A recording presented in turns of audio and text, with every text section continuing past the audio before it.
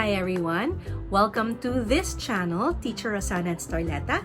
Today we are going to talk about the calendar once more, and it's right behind me. We are going to sing and we are going to learn. I hope you can join me. Are you ready? Let's do this!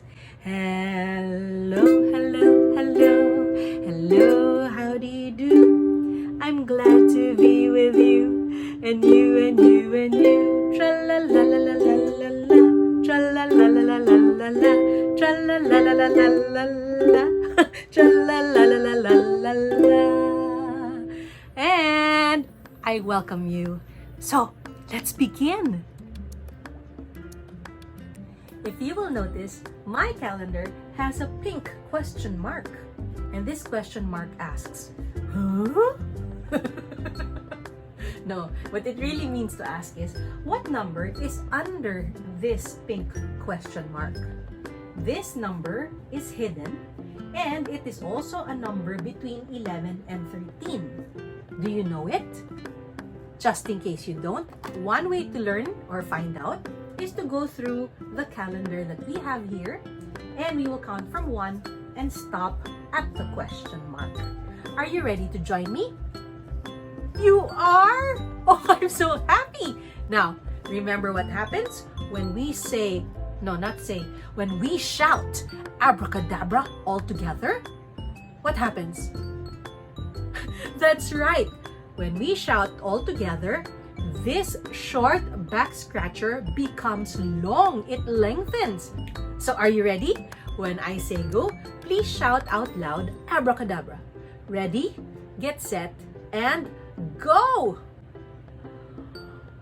Oh, yeah! So wonderful!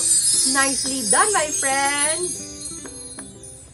Now that I have a long pointer, I can count from 1, with you of course, all the way down to this number, which is hidden behind the pink question mark. Here we go, count along with me. 1, 2, 3, 4, 5, 6, 7, 8, 9, 10, 11, and then comes what? After 11 is 12. Good job! High five, everybody! Now let's check if you're correct. Let's remove the pink question mark to reveal the answer. It is 12. Yay! So 12 is the number we were looking for. 12 is in between 11 and 13.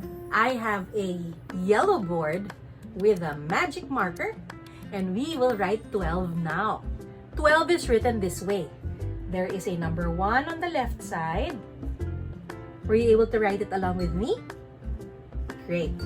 Then a number 2 on its right side. A number 2 is written this way. So 1 and 2 placed beside each other this way is 12. Can you say 12 one more time? 12. Nice! I will pull off this card that says 12. I will place this card in between the month of April and the year 2021.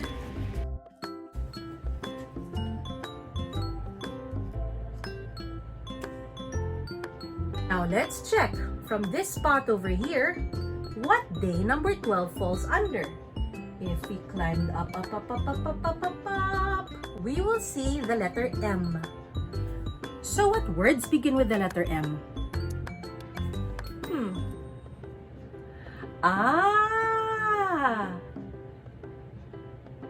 Do you know what that is? Oh, and here's another one. And here's another one. And here's one more. And here's one more. And here's one more. All these objects and pictures begin with the letter M. Can you say the sound of M? That's right. I will say it even louder. Are you ready? Watch this. If you pinch your nostrils and close that this way, your letter M cannot be heard. Are you ready? You wanna try with me? This is a game, it's a fun game we can play. Okay, as you're humming the letter M sound, pinch your nostrils or close them this way and see what happens. Are you ready? Here we go.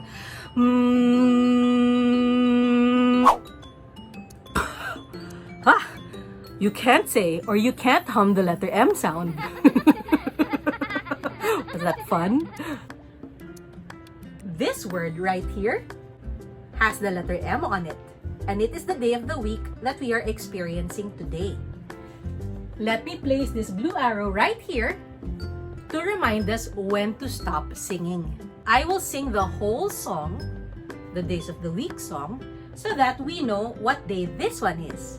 We have placed a blue sparkly arrow to remind us when to take note. Okay? Here we go. Sunday, Monday, Tuesday, Wednesday, Thursday, Friday, Saturday. Did you hear me sing Sunday, Monday? Monday is the day we are looking for.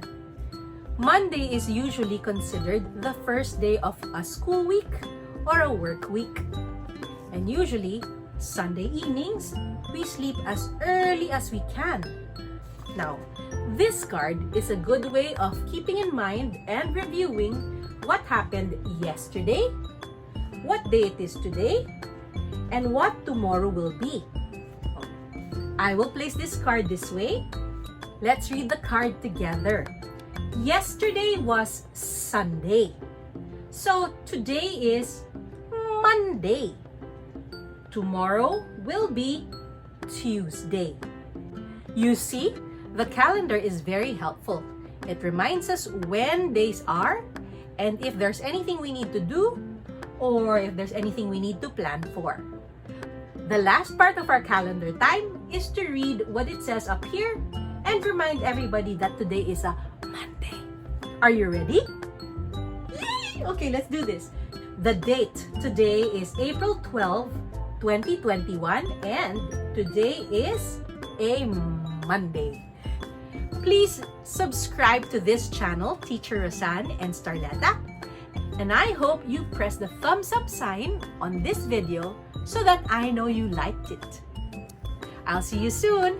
Bye!